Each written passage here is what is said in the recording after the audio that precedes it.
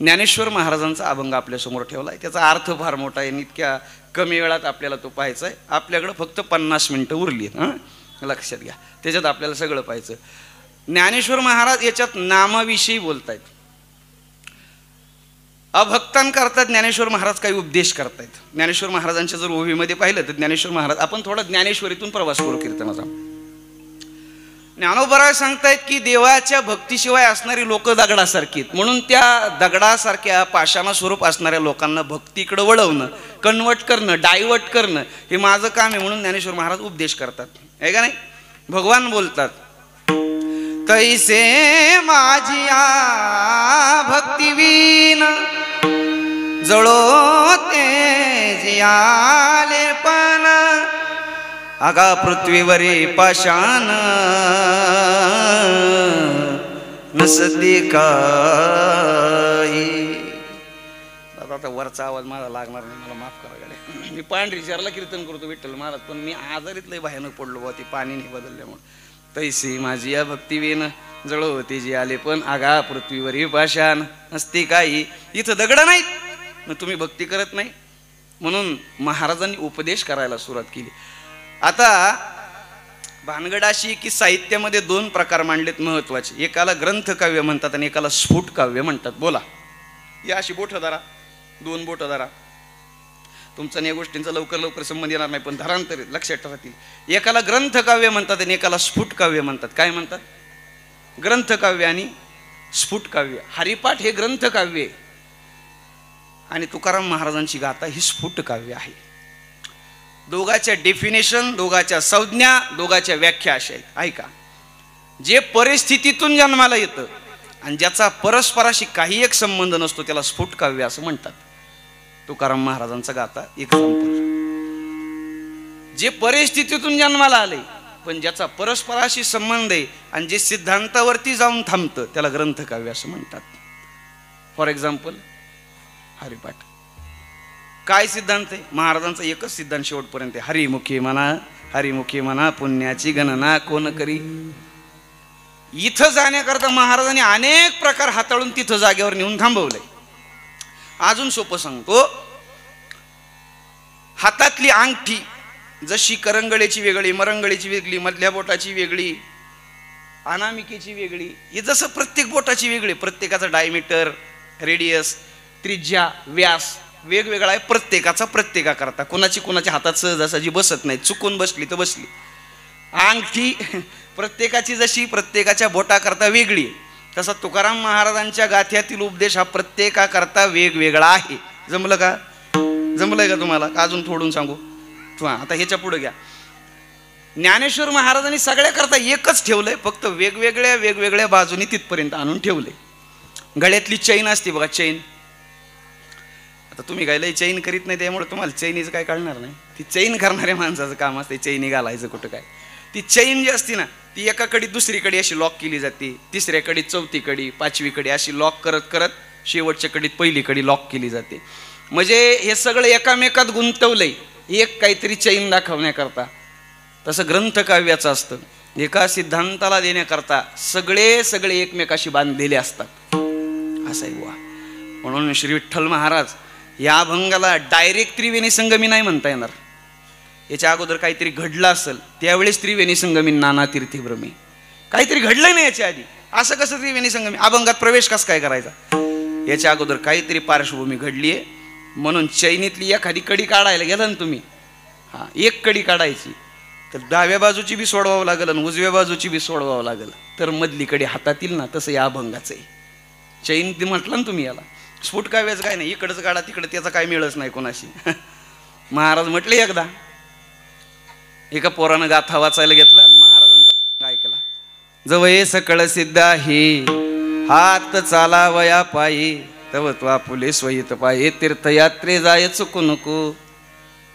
तो म्हटला तुकाराम महाराज म्हणले तीर्थयात्रा करायचं ठरलं, डन, ओके. बॅग भरायला घेतली, आवरली, म्हणजे कुठं जायचं? तिरुपतीला जाय. ठीक आहे चला. तुकाराम महाराजांचा अभंग वाचला, जायचं, ठीक आहे. 2-4 दिवस गेले दादा आणि त्याचं ती बुकिंग जवळ यायला लागलं, जायचे दिवस. पण मला अजून एकदा वाचू. त्याने परत वाचायला गेलं, 4 पानच पुढं ढकलली, त्याला एक अभंग सापडला, तीर्थी धोंडा पाणी. देव रोकडा. तीर्थाला जाणं म्हणजे दगड्यावर पाणी होत नाही. तो म्हणला तुकाराम महाराज 2 होते का हो? का? कारण तीर्थाला जा म्हणणारे सुद्धा तुकाराम महाराज आणि तीर्थाला जाणं म्हणजे दगडावर पाणी होत नाही हे म्हणणारे सुद्धा तुकाराम महाराज आहेत. त्याला म्हणलं अरे तरुण, तुकाराम महाराज तुला म्हटले तीर्थयात्रा घे करून, नाही तर जाशील मरून. असलं काहीतरी गाणं बी आलंय वाटतं. चांगलं वाक्य सांगू का त्या गाण्यापेक्षा? आम्हालाही लोक म्हणते काय तुमचं वय का 28 27 हे काय परमार्थाचं वय का? मी त्यांना सांगतो या वयात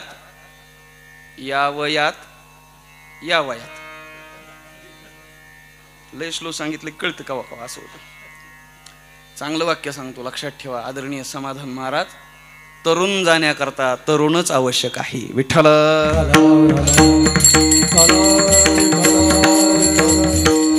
तरुण जायचंय, तरुणच पाहिजे. तर ऋण करू शकाल देवावरती असे जमलं. ते चालू झालं आता. तर ऋण करू शका. तुका म्हणे देवान ऋणीय करून ठेवायचं, त्याला तरुणच पाहिजे ना. वृद्धापकाळात कुठं राम म्हणता येतो? लोक यम म्हणतात. म्हातारपणात याम म्हणतात. याम राम म्हणता येत नाही. याम याम याम असं करते. ऐका, तुकाराम महाराजांनी प्रत्येकाकरता वेगळा उपदेश केलाय. तरुण पाहिला तर तू तीर्थयात्रा कर, वृद्ध पाहिला तर तू तीर्थयात्रेला जाऊ नको. आयुष्यभर गेला नाही ना, आता काय जाऊन करतो? मग तो म्हणे माझ्याकरता काय आहे? महाराज म्हणले तुझ्याकरता सुद्धा आहे. ठाईच वै सोनी करा एक चित्त आवड्यानंताळ वावा. वेगवेगळा प्रत्येकाकरता उपदेश, प्रत्येकाकरता एक. त्याला ग्रंथकाव्य म्हणायचा. माऊलीचा ग्रंथकाव्यातला अभंग आहे काय? पहिलं चरण आहे त्रिवेणी संगमी नाना तीर्थेवरमी. तुम्ही फक्त अभंगावलं चिंतन आहे का आजचे दिवस? माऊलीला काही लोक सांगू लागले आम्ही चाललो त्रिवेणी संगमला. पण डायरेक्ट का त्रिवेणी संगमला? काय घडलं असेल ना. तर ते असं घडलंय की नामाचा प्रभाव त्या लोकांच्यावरती काही पडला नाही. ज्ञानेश्वरीचा काही प्रभाव त्यांच्यावरती पडला नसावा. कारण ज्ञानोबराने नामाचं फार महत्व गोडविषद केले. जगात सगळं काही करता येतं आदरणीय कदम सर, पण देवाचं नाव घेता येत नाही. अगदी स्वर्गालाही त्याचा मज्जा आहे. म्हणून लोकांना लोकपालना मध्वयम कल्पजीवनम ब्रह्मणोपी प्रार्धपर आयुष्य. हा ते आयुष्य सोडून पुन्हा एकदा इथं यावं लागतं, पुन्हा इथं पुण्य करून पुन्हा वर जावं लागतं. आहे का नाही? येर सुरगुणांची नवाई. येतं विशेष सांगू काही? मुद्दल इंद्राची दशा पायी देहात 14. एक तुमच्या पाठातली होय. मग पुण्याची पावटी सरे सवेची इंद्रपणाची उटी उतरे येऊ लागती माघारे मृत्यू लोका. का? त्याचं कारण आहे स्वर्ग ही भोगभूमी आहे, मृत्यूलोक ही कर्मभूमी. भोगामध्ये स्वतंत्रता नाही, ते परतंत्र आहे. कर्मामध्ये स्वतंत्रता. इथं नामस्मरण करता येतं भाऊ. ऐका आता ओव्या. मग स्वर्गात भजन नाही, नाम नाही देवाचं. आपल्याकडं नाम आहे, आपल्याकडं नाव आहे, नाम नाही. माऊलीला विचारा. उपजलिया बालकासे नाम नाही तये पासी ठेवले ने नावे ओ देत उठे. माऊली म्हणते नाम नाही बरं त्याच्यापाशी. मग स्वर्गात काय? सगळं आहे स्वर्गात. जेत महासिद्धीची भांडारे, अमृताची कोठारे, जे गावी खिलणारे कामधेनूची, जेथे देव ओळगे पायका, सैंद चिंतामणीची या भूमिका, विनोद वनवाटिका, सुरतरोचिया. अजून जे तामरत्व हेची सिंहासन, ऐरावता सारिकी वाहन, राजधानी भुवन अमरावती.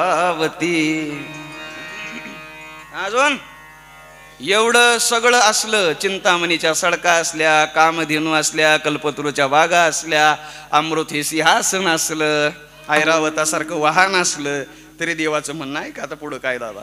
भगवान म्हणतात बरं. तुम्हाला गोड लागतंय ज्ञानेश्वरीचा प्रवास? असंच जाऊ आपण थोडंसं या प्रोटोकॉलने पुढं. महाराज सांगतात तो मी वैकुंठी नसे, एक वेळ भानुबिंबी न दिसे, बरी योगाची आमानसे, उमरडो जाय. आहे का नाही? मग कुठं आहेस?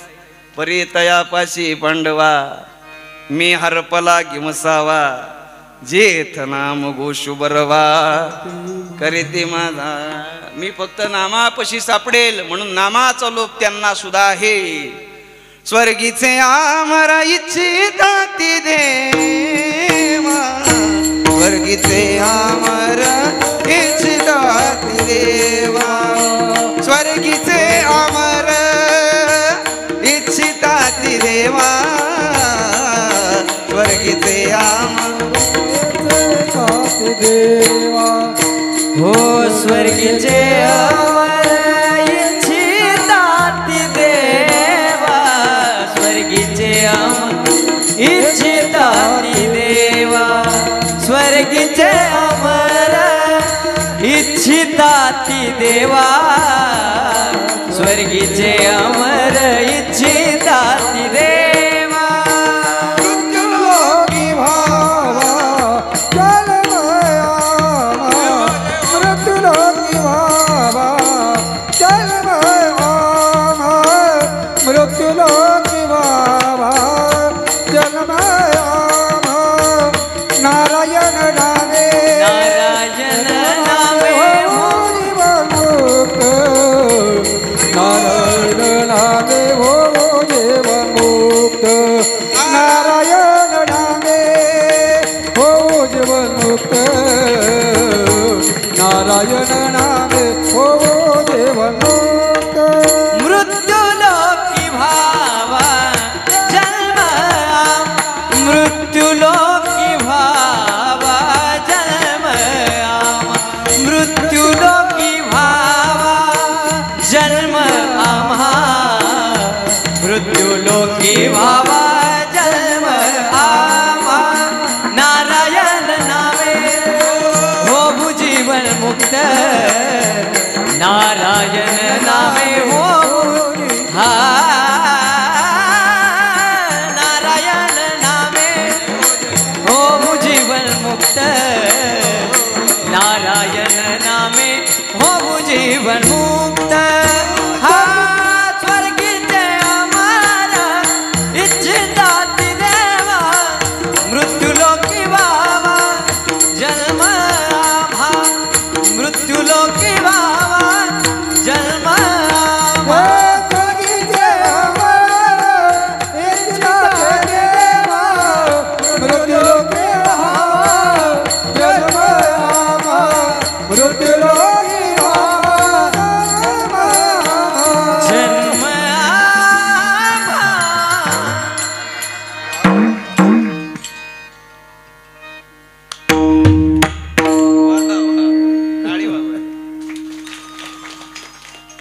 काय मला असं वाईट वाटायला लागलं की कुठनं माझा घसा धरला आणि काय झालं मी दाखवून देतो दिशा तुम्हाला, तुम्ही चला आपलं तसं तसं. मला आनंद आहे हो गाण्याचा, मला फार मोठी आवड आहे. कधी आवाज चांगला असला असं पांढरे विचारला अशी मजा येते वा. असा उंच आवाज लागतो, छान गोडवा. मागे ते खेडलं इथं साताऱ्यात कीर्तन, वा काय वातावरण तयार झालं. लोक म्हणले महाराज तुमचं कीर्तन ऐकताना आम्ही स्वर्गात होतो वा. वा वा काय वातावरण. त्यांना म्हणलं तुम्ही स्वर्गात होता ना, आम्ही स्वर्गातच होतो की. हा जमलं बुवा. मला एक सांगा आता तुम्ही बाबा, हे कळल्यावर आनंद किती होतोय तुम्हाला, नाही कळल्यावर किती त्रास होईल. आता ज्याला कळत नाही ती दुसऱ्या का बघत ही का हसत्या, काहीच येत नाही अजिबात डोसक्यात. दुसरे हसत्यात म्हणून ती हसत्यात, पण त्यांना कुठं माहिती आपण फसतोय. मग दुसऱ्याला माहिती ही फसत्यात. चला कीर्तनाला काही मर्यादा असतात, म्हणून मी पुढे निघतो आता थोडंसं आहे का. महाराज म्हणले स्वर्गीचे अमर इच्छिता ती देवा, मृत्युलोकी व्हावा जन्म. कशासाठी? नारायण नामे हो जीवन मुक्त, कीर्तने अनंत गाव गीती. त्याचं नाव घेऊन आम्ही मुक्त व्हावं, इतकं नामाचं महिमान मोठं आहे वा. वा वा वा वा. देवानं मला जवळ घ्यावं आणि मी त्याच्या स्वरूपाला जाऊन प्राप्त व्हावं. आहा काय भाव आहे महाराजांचा नाटातला वा. अशी अवस्था आपली व्हावी असं त्यांना सेम ॲज पॅरलल वाटलं असावं, पण ती अवस्था काय सामान्य होती का. काय नाटातले गोड वेग आलेत बुवा तुकोबरायानं. नाटावरती जास्त प्रेम आहे, म्हणजे ज्ञानेश्वरी आणि नाट असं जास्त. मला आम्ही वारकरी नियमाचं भजन करत असतो, महाराज कंटिन्यू चालू असतं. वारीला तर ते परफेक्ट. आम्ही 1 नंबरच्या दिंडीला परमपूज्य श्री वैकुंठवासी नामदेव आप्पा शामगावकरांचे आणि वर्गबंधू आमचे फडतरी तात्या तुमच्याच भागातले इतकं पाठांतर वा वा वा. आमचे कदम बाबा अशी मालिका हातात घेत नाही बुवा, अशा चालीन असं पाठांतर समाधी नाट पत्रिका तीर्थावळी बाळक्रीडा सालो मालो ज्ञानदेव अशी मजा येते. त्याचा भाव असा आहे. आता याचा भाव बघा ना कसा गोड आहे. महाराज बोलतात काय ऐसे पुण्य होईल गाठी घालीन पायी देवाची मज तो गुरवाळीन जग जेठी दाटईन कंठ सद्गतीत काय ऐसे पुण्य होईल गाठी गाठी बघतो गुरवाळी जग जेठी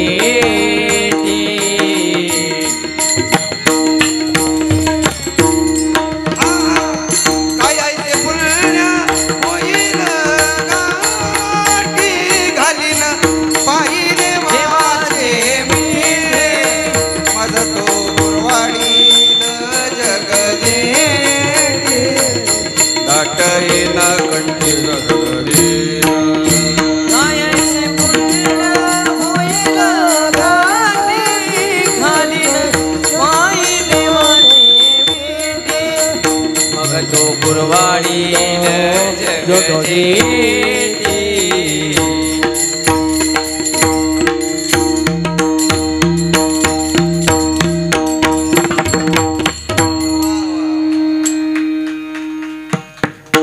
हे चाल या भागाचं वैभव परमपूज्य श्री गुरुनाम गुरु वैकुंठवासी नामदेव अप्पांचे चाल आहे बरं. मी लहानपणी ऐकत होती काल्याच्या कीर्तनात ऐकायचं. घ्या रे दही भात प्रसाद देतो पंढरीनाथ प्रसाद देतो पंढरीनाथ प्रसाद देतो पंढरीनाथ. पंचम राहिला आपल्या कोण मगाच्या ती व्हायचं देत कडवं बी माहीत नसल्यामुळं थोडंसं होतं अलीकडं पलीकडं. असू द्या काय हरकत नाही. महाराज म्हणले कधी असा दिवस येलो तर ज्ञानोबा आहे त्यांना म्हणले तुम्ही नाम घ्या. ते म्हणले नाम घेऊ शकत नाही आम्ही प्रपंचानं त्रस्त आहे. मी म्हटलं ना मग अशी काड्या आता काड्या उचकटू आपण त्या अभंगात चाला. ते म्हणले आम्ही प्रपंचानं त्रस्त आहे. ज्ञानोबा म्हणले संसारानं प्रपंचानं तर सगळं जग त्रस्त आहे. तुम्ही असताल याच्यात ना मला काय माझं तुम्ही चरण नाही ऐकलं का. हा म्हटले कुठलं संसार दुःख मुळं चौकडे इंगळ. दादा ते चरण म्हणताना मी म्हणणारी बघा ना कशी म्हणतात संसार दुःख मूळ असं रिलून म्हणतात ना त्याचा भावच तयार करतात ती चरणाचा. असं किसच काढतात त्याला. त्याची रियालिटी अशी समोर आली पाहिजे लोकांच्या. काय संसार दुःखामुळे परमपूज्य श्री ढोक महाराज सांगतात बीज बोय बबुल का वहाम का हसे खाय. संसार मुळातच दुःख रूप आहे. त्याच्यात नवल मांडण्याचं काय विचारा शंकराचार्यांना. याच्या व्याख्या वेगवेगळ्या आहेत प्रत्येक ठिकाणी. महाराज गोड बोलतात पुनरपि जननम पुनरपि मरणम पुनरपि जननी जठरे शयनम इह संसारे कलु दुस्तारे कृपया पारे पाहे पामुरारे भज गोविंद भज गोविंद भज मूढमती. अजून संसाराला अजून एक ज्ञानेश्वरीची व्याख्या आहे. अगा उपजने आणि निमने हिसाच जे कामानने तो जीव लोक मी म्हणे संसार हन. अजून देहादिक संसारी देहालाही संसार म्हटले जन्म मरणालाही संसार म्हटले. अनेक व्याख्या. अहो त्रासच देणार आहे तो. बीज बोये बबुल का हाम का असे खाय. दोघं नवरा बायको मुंबईला कामाला होती आयटीत. कुठं बोला आयटीत जायची ना आयटीत यायची का तर आयटीत कामाला पगार सटकून.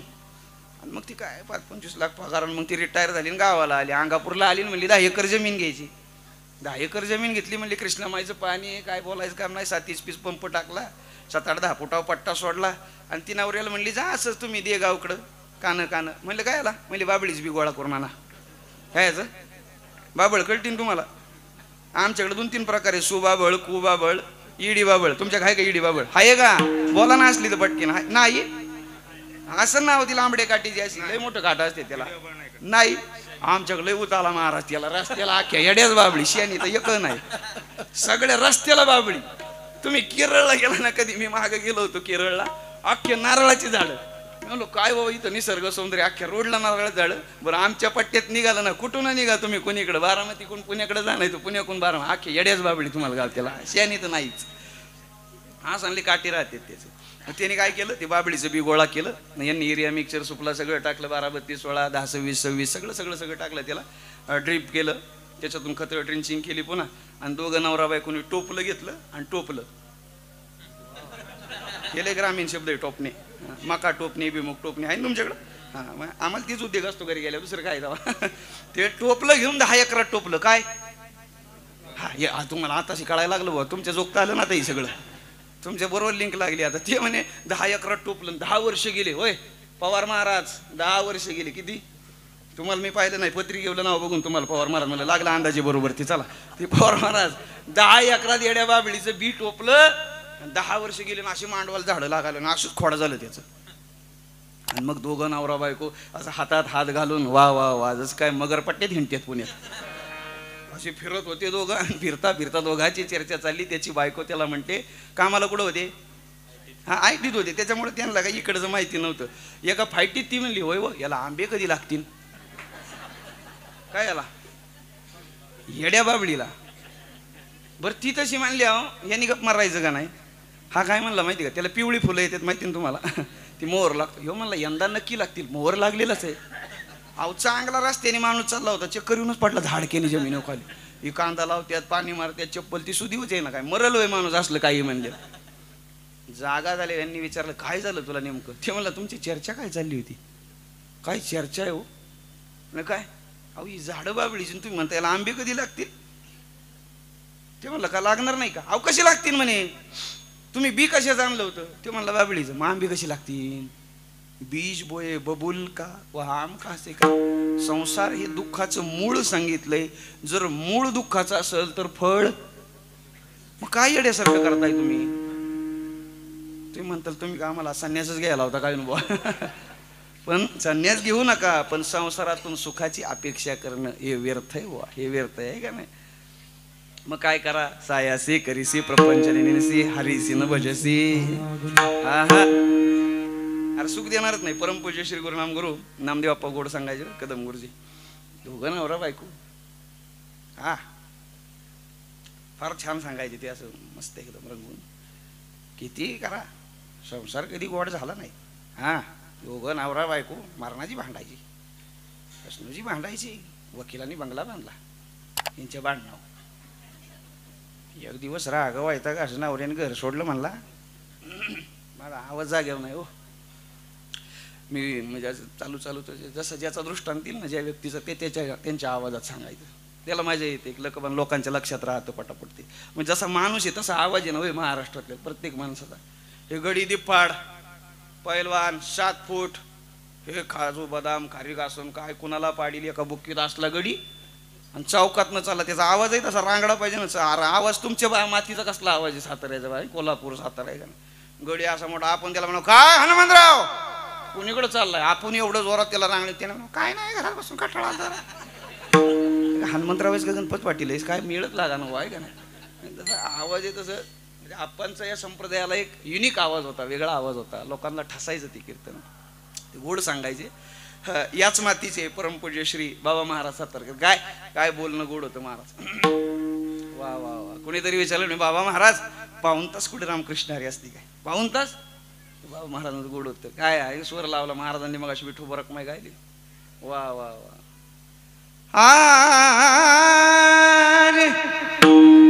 हरी जय राम, हरे जय जय राम, हरे जय जय राम, हरे जय जय राम कृष्ण हरे. हरे जय जय राम कृष्ण हरे. हरे जय जय राम, राम कृष्ण हरे. हरे जय जय राम कृष्ण हरे. हरे जय जय राम कृष्ण हरे. हरे जय जय राम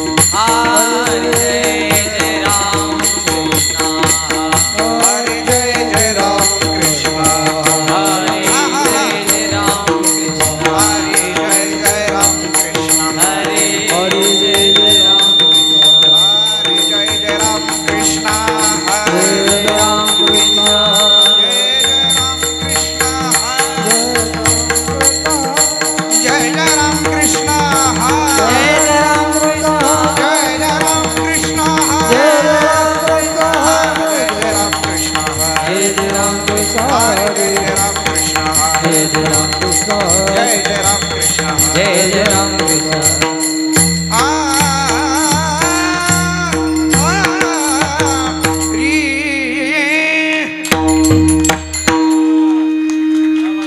काय तरी तुमचं आता ते काय होतं थोडंसं आम्हाला ते महाराज वा वा काय वा ते म्हणे पाऊण तास वा वा महाराज बोलायचे किती ये भले से रोपला वेले द्वारी त्याचा वेलो गेला गगनावरी मोगऱ्याची फुलं जेवढी झाडावर सुंदर दिसत नाही त्या काही पोचीन त्याचा गजरा केल्यावरती ज्या घरी हरीचा कर आहे त्या घरी हरीचा कर आहे वा वा वा नामारा ओळशी गेला आणि मग नामदेवानं दुधाचा पेला आणि आले का नाही लक्षात हा देवा वा दूध प्यावं लागतंय तुला नाही तो उपाशी राहीन रे मग काय पाषाणाची मूर्ती थरथरा कापलींची उभा लागली ना आम्या संगे वा वा वा काय कमाल कमाल कमाल कमाल बाबा महाराज म्हणले येड्या पाऊण तास चाललंय ना रामकृष्ण हरी हेच कीर्तन आहे बाकीचे तर सगळी बडबड आहे पाऊण तास देवाचं नाव हे कीर्तन आहे बाबा चला आपल्या ते ठेवून आला की माझ्या अंगात भिनत राहते आता दादांचा पुढं मागं काढू बाहेर गेल्यावर कुठं तरी संजय महाराज वेळुकर कसे बोलतात ते माझे बोलतात आहे का दादा तरी आवाज थोडा पॅक आहे हो नाही तर हे काय हालते 2-3 तास माझ्या पुढं अजिबात नाही हा हा दोघं नवरा बायको ऐकलं का संसार किती बी करा वाईटच नामदेव बाप्पा दोघं नवरा बायको मरणाची भांडायची हा एक दिवस घर सोडलं निघाला राहायचंच नाही म्हणला बायकोच नको हा निघाला तडा तडा तडा चालत असंच महाराज भेटला मला महाराज बायकोलाही बोलती ते म्हणला मग मी उगं महाराज झालोय का मला माहिती नाही का बायको त्रास देती हा कोणाला काय सांगावं कळतं का पण मला संसार चांगला व्हाय नाही काहीतरी उपाय सांगा ती म्हणली हाय की उपाय ती किती जरी वाईट बोलली तरी तू चांगलं बोलायचं नाही हाणामारीच होती हां ते म्हणले बघ हाणामारी करा पण मी सांगतोय म्हणून 3 वेळा चांगलं बोला तिने किती वाईट बोलू तू चांगलं बोलायचं हा किती बी करा अजिबात नाही त्याचं ऐकलं म्हणून ती घरी निघालं कावाची इंडूचं फुल नेलं नाही बायकोला गजरा घेऊन निघालं माझी सुनी माझी राणी माझी चिकोली उड्या खाणी जायचं हा उड्या खाणी जायचं लोक म्हणायची रोज देते शिव्या एकादशीला वाव्या काय भानगडी घरी गेलं किती वेळा गोड बोलायचं हां जमलंय तुम्हाला तुमच्यासारखं आलंय आता ऐकलं का ती म्हणली काय बहिरी आहे वय मी पहिलंच ती म्हणलं पण ती अजून 2 राहिली आता हिला काय म्हणायचं तुला काच रांगलाय ती म्हणली शिडीला घाला मला नाही घालायचा टाका तिकडं हवा फुल नाही आलं ना आता कचरा